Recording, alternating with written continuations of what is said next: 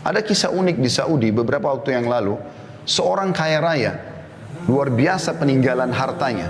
Ya. Seingat saya bisa bernilai sampai puluhan miliar uang itu atau ratusan miliar uang yang ditinggalkan sama dia. Tapi dia karena selalu sibuk dengan bisnis sampai tidak sempat menikah dan dia jauh dari kerabatnya. Ya, dia selalu memblokir dirinya tidak bertemu dengan kerabatnya. Intinya pada saat dia meninggal dunia, pemerintah Saudi, untuk tepatnya pengadilan itu menahan hartanya semua dan mencari tahu mana ahli warisnya. Ditemukan hanya ada 3 ahli waris pada saat itu, dan ini sepupu yang jauh karena sudah tidak ada kerabatnya, orang tuanya sudah meninggal, pamannya sudah meninggal semua, tinggal ada 3 orang sepupunya dipanggil dan mereka orang-orang susah. Pada saat datang ke pengadilan, ketiganya berkata kepada hakim pada saat itu, ada apa kami diundang? Ada pelanggaran kami lakukan? Kata hakim, tidak. Apakah kalian mengenal si fulan? Keluarganya meninggal tadi yang orang kaya. Mereka bilang, iya, kami tahu dia, tapi mereka belum tahu kalau meninggal. Iya, kami tahu, cuman dia selalu menjaga jarak, tidak silaturahim dengan kami, tidak membantu kami tidak tahu beritanya.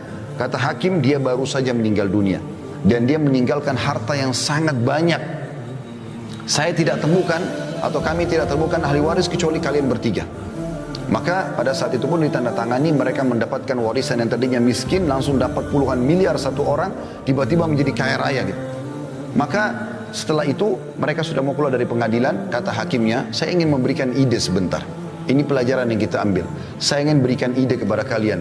Kan kalian juga mendapatkan harta dari si mayit tanpa upaya apa-apa.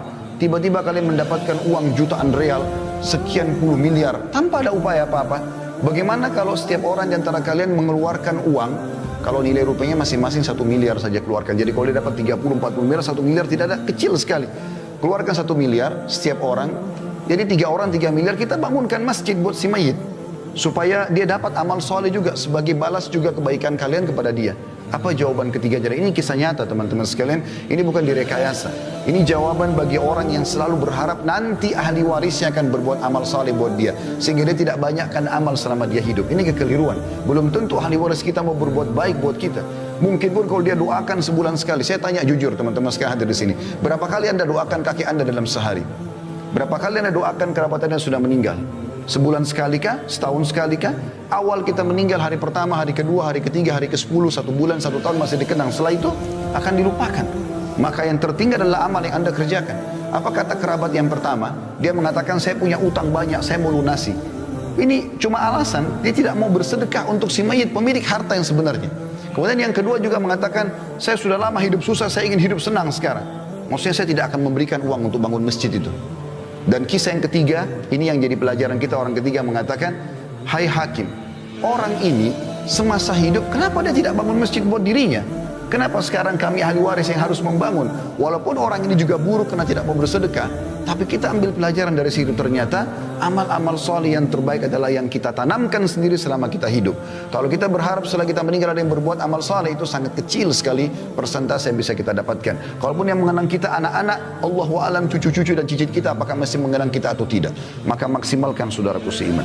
Itulah sebabnya Hasan Basri mengatakan, Ibna Adam, iyyaka wat taswifa fa innaka biyaumika walasta bighadin fa in yakun ghadin fa in yaku ghadin laka fakun fi ghadin kama kunta fil yaumi wa illa yakun laka lam tandam ala ma faradta fil yaum.